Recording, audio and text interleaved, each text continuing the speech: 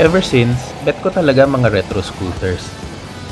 Kaya nung nagka-budget, napabili agad ako ng Vespa. Happy naman ako sa performance. Walang debate din ng styling. Yun lang, medyo mahal.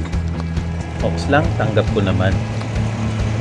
Kaso nga lang, naglabas pa naman tong si Suzuki na napaka-charming na retro scoot. Tapos ang SRP nasa kalahati lang ng presyo nitong Vespa S125. Teka, parang the math is not mathing. Napaisip tuloy ako sa mga life decisions ko.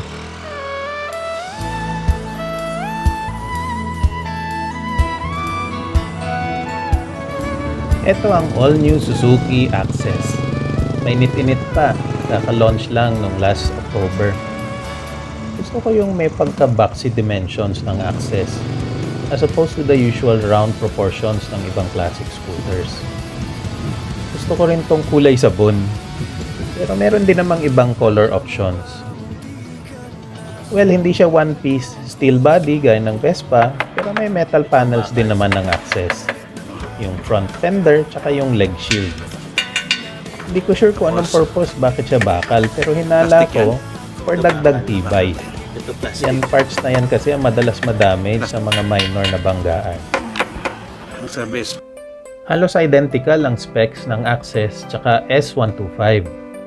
Parehong 125cc category, parehong air-cooled, parehong 10.2 Nm ang torque. Lamang lang ng 2 horsepower ang Vespa dahil siguro 3 valves to, while 2 valves lang ang Access. Ang trade-off nga lang, 35 km per liter lang ang S125. Tapos ang Access, kaya ng 57 km per liter. Sa totoo lang, mas importante ang torque at fuel efficiency sa scooter na pang city ride.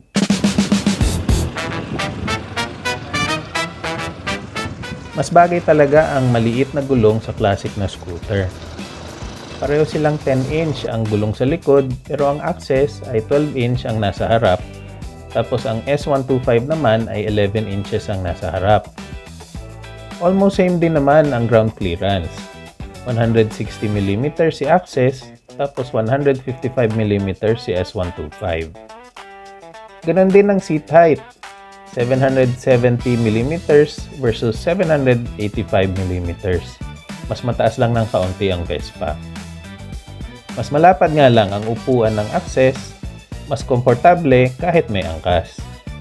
Nga pala, itong Vespa walang kasamang passenger foot pegs. Aftermarket yan nakakabit dyan. Lamang ng konti ang S125 sa underseat compartment. Pero pareho lang naman sila na hanggang open face helmet lang ang kasya.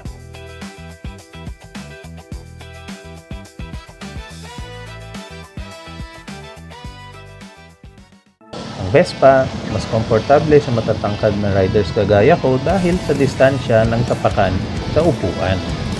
Kaso lang, hindi siya totally flat. Tingnan mo naman ang gulay board ng Access. Sa lapad niya kahit ilang upot kalabasa, kasya. External din ang fuel filler ng Access para madali magkarga ng gas kahit may cargo box kang nakatali sa passenger seat.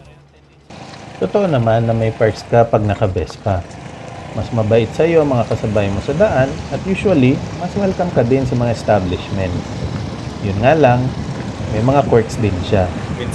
Common issue sa S125 ang nawawalan ng contact ang ignition switch kahit umaandar, kaya minsan bigla na lang mamamatay ang makina. May sariling isip din ang manibela sa low speed. Maaga kasi nagkakaproblema ang steering bearing. Andyan pa yung stress tuwing gagamitin ko siya dahil ingat na ingat ako sa traffic o kaya sa parking kasi sobrang mahal magpa-repair ng UP at gas-gas. Masakit din sa bulsa ang maintenance.